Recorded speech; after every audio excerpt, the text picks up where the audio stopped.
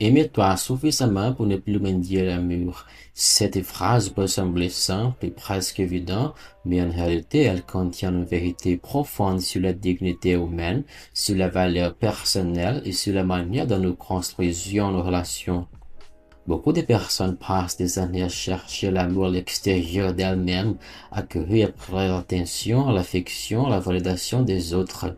Pourtant, la première relation qui détermine tous les autres est celle que nous entretenons avec nous-mêmes.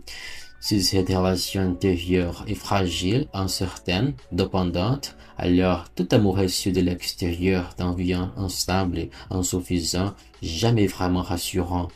Mendier l'amour ne signifie pas seulement supplier quelqu'un de rester, cela pourrait être beaucoup plus subtil.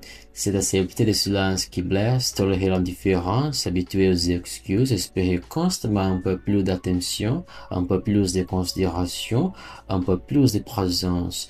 C'est se convaincre que l'autre va changer, que la prochaine conversation sera différente, que demain apportera la reconnaissance que l'on attend aujourd'hui. Lentement, sans se rendre compte, on commence à négocier sa propre dignité pour quelques miettes d'affection. Lorsque l'on s'aime réellement, profondément, sincèrement, quelque chose change dans notre posture intérieure. On ne devient pas froid, arrogant ou distant. Au contraire, on devient plus calme, plus stable, plus lucide. On comprend que l'amour authentique n'a pas besoin d'être imploré.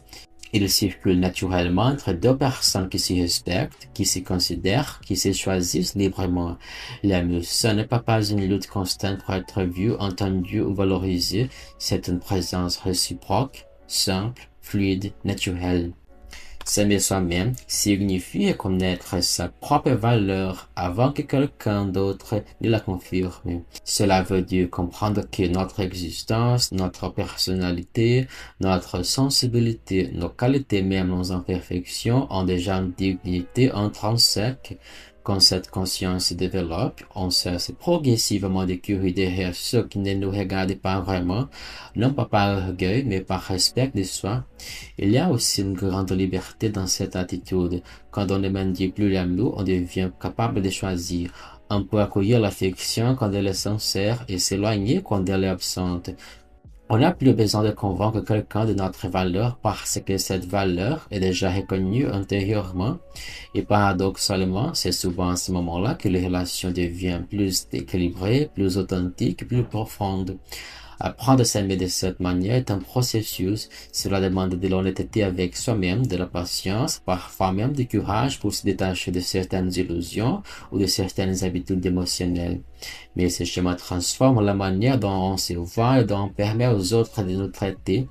À la fin, la leçon est simple mais essentielle. L'amour n'est pas quelque chose que l'on doit assouplir, implorer ou poursuivre désespérément. L'amour véritable reconnaît la valeur, il ne l'ignore pas.